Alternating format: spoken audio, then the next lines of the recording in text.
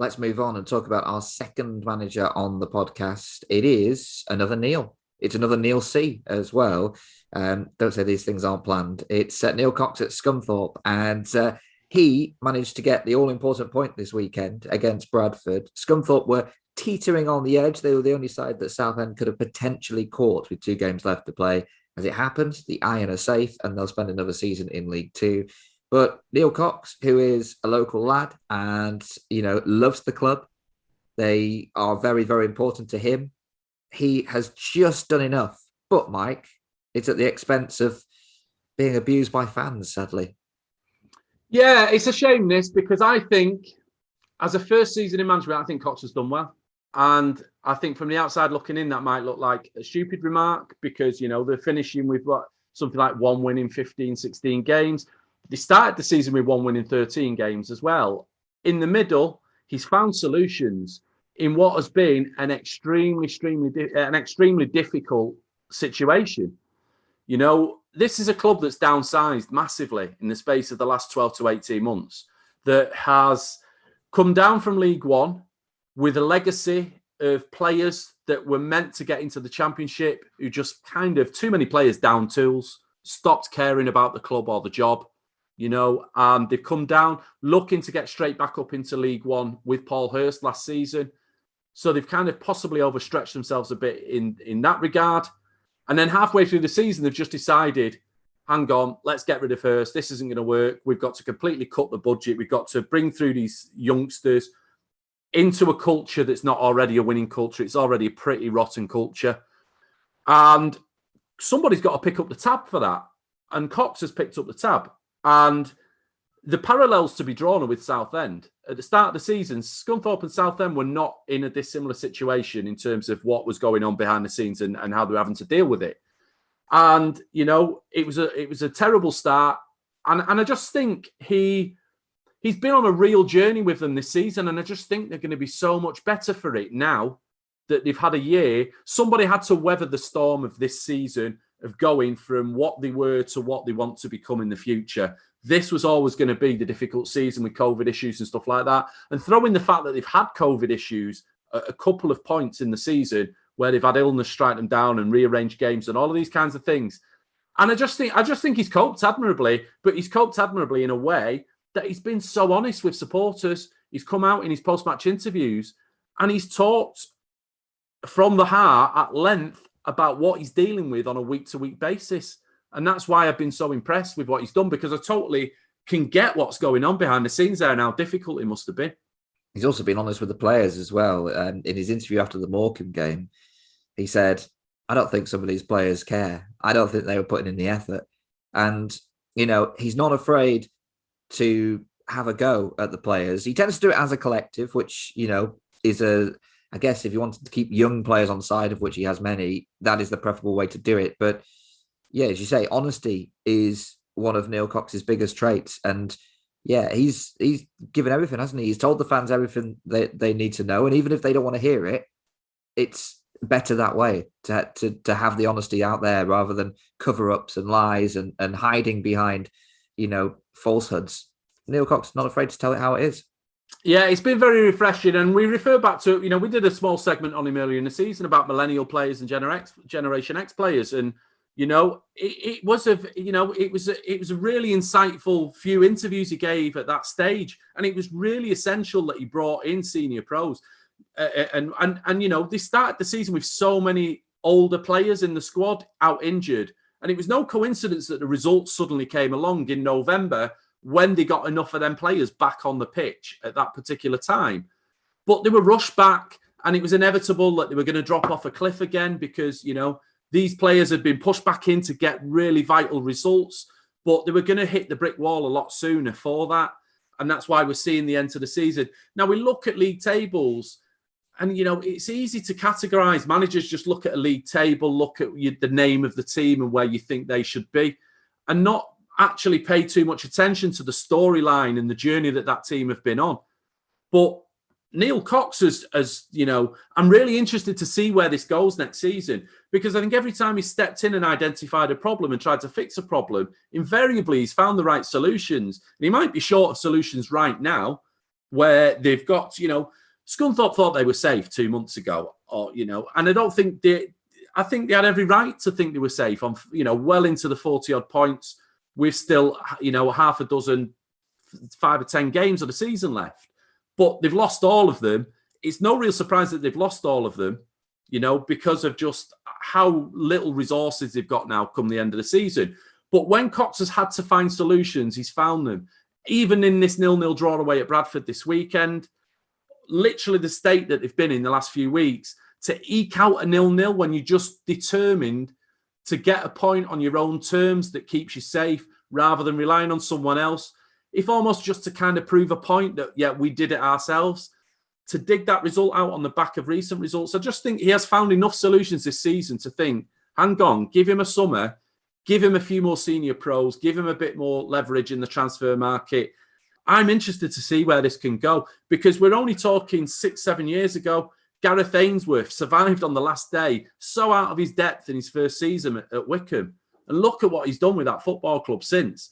And the parallels between Ainsworth at Wycombe and Cox now at Scunthorpe as a local lad, and, clearly the passion he's got for the club, it's all there. So I think it would be crazy for Scunthorpe to, just fold at this point and look in a new direction, because you're just losing so many compound effects of the hard yards that have already been got, even if you're not seeing it in results yet. Yeah, and so important as well, because Southend won and beat Barrow. So that point at the full-time whistle, when the League Two results came in, was even more important, wasn't it, in the end? But, that 0-0 draw, the fact that the players dug in and gave everything just to get that, that goalless draw, does show that they're all still behind Neil Cox, and whatever he's, saying pre-match, and whatever he's saying during training, during the course of the week, it clearly is still going in, and the players, the majority of them anyway, are still on side. Yeah, there's a funny dynamic here, because there's goodwill. He's got them players on side, and the younger players, he's kept them on side despite having to tell them a lot of home truths and things that they don't want to hear. And I suspect that there's a bit of talent in those young players, but there's not much of what you really need to dig out results at that level. And I think it's possibly, it's easy to look at a development squad and have this collection of youngsters under your ranks and think, you see what they're able to do on the ball and think, we could have an asset here that we sell to a Premier League club or a Championship club or anything like that. There's so much more to why they're at Scunthorpe's development squad and not already picked up by one of these academies. And a lot of it will probably be to do with character, and will be to do with, they've got to learn certain traits, characteristics of what it really means to be a professional footballer, and not just showcase your own sort of skills on the ball. And I think Cox has delivered so many of them home truths and found out along the way, listen, some of these players are just not going to make it. They're just not going to make it. But he's not thrown them under the bus. He said some home truths at times in post-match press conferences, but he's not literally thrown anyone under the bus. I think anything that he says, it's clearly understood that, listen, I'll vent in the moment and I'll be totally authentic and honest about what I really feel about this situation, but then it's gone. We move on together. And he said it only recently in the last week or two. You can't kill these players. You can't damage them too much. You've got to be careful what you say.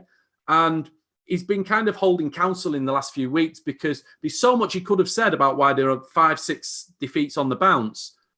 But, he's kept certain things to himself because he knows it's going to do more damage. And he's learned through experience throughout the season, seeing how certain players react in certain situations. Well, he needs those players now. I think a lot of these players will be shown the door in the summer.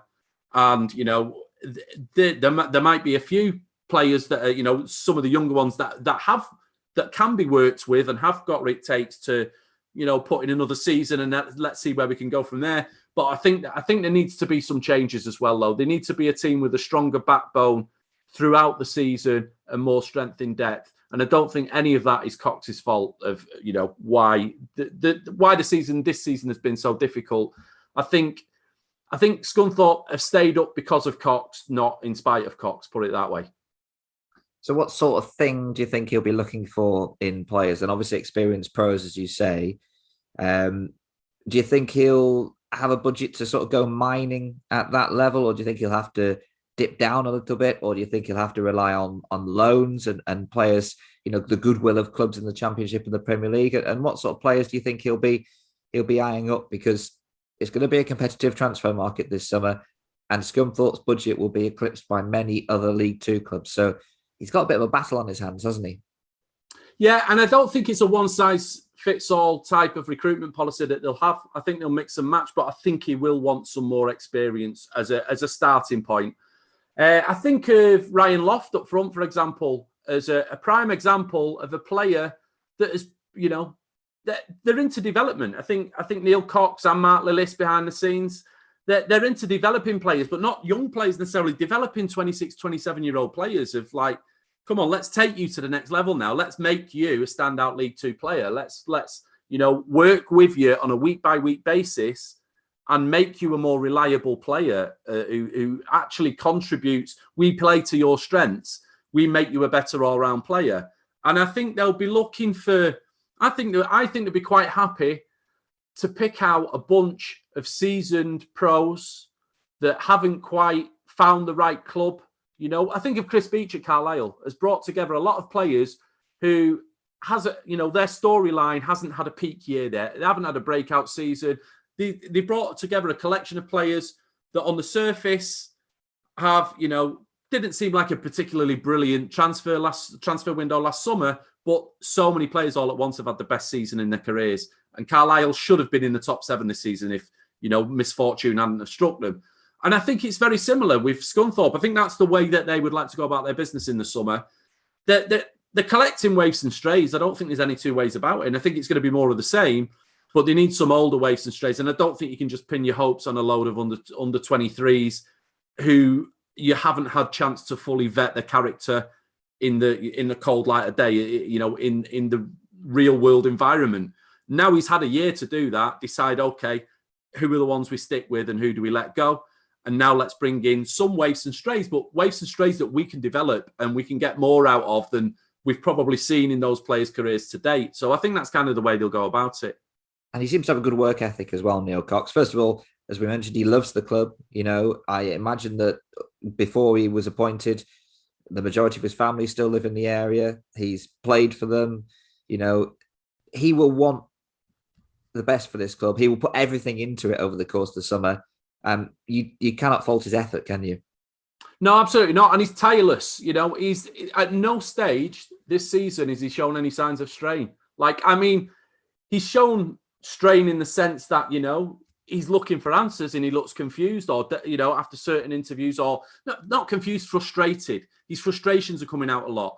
But at no stage did you ever think for even a moment, this is too much for him.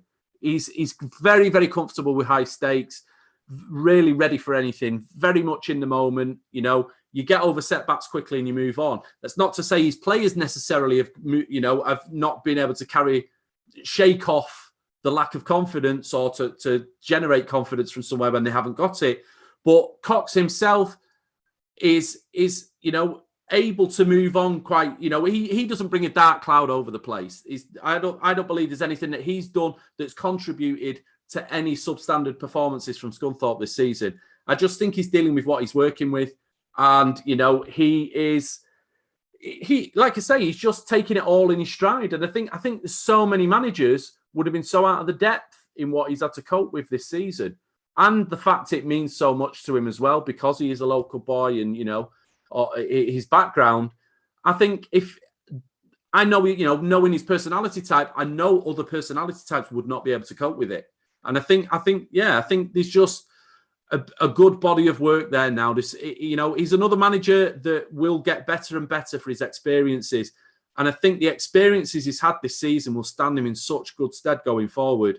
And I think Scunthorpe fans who are unconvinced need to understand what they're throwing out in terms of what's happened in the past 12 months, and a manager that's been on that journey, and a manager that is Scunthorpe born and bred and hasn't had the Scunthorpe born and bred fans in the ground to connect with and to help them use their energy and, to build that relationship between manager and fans. We've not even seen that element added to the mix yet. Yet you can't just throw out everything that's happened in this past 12 months and understand that you're starting from a better place at the beginning of the next season, because you're not. Yeah, it's a real mixed bag on social media, as always. Of course, that's what social media does. But lots of Scunthorpe fans actually saying, "Let's get behind him. Let's really support him this summer, and let's draw a line under this season and move on." Whereas, of course, as you've spoken about, there is a small section who are very much get him out. Let's get someone else in. But realistically, he is going to stay, and he is going to be given the chance to build over the course of the summer. Let's say he gets his wish list and the majority of players that he targets come in. What can Scunthorpe achieve under Cox next season? I think they will be very comfortable in League Two. I think it would be unrealistic to expect a promotion campaign out of them in one season. I think it's a huge job to turn around an entire culture of a club that only four years ago was knocking on the door for the Championship and had budgeted. We go back to Mark Robbins and the money that was spent and the managers that were backed and the calibre of play that Scunthorpe were attracting in those years. And they've kind of just in the space of 2 or 3 years just completely nosedived, shipped everybody out, and when you move out these players who don't want to be at a club anymore, they leave behind a rotten culture. And then the young players you bring through, all they've got left is that culture that they've been surrounded by, the standards that they see on the training ground, that not being set the best example all the time and things like that. They've dropped a long way in a short space of time. Cox is building a club. He's rebuilding a club from scratch. And I think a solid mid-table, top half finish next season would be a great step forward for Scunthorpe. And I think Cox can do that.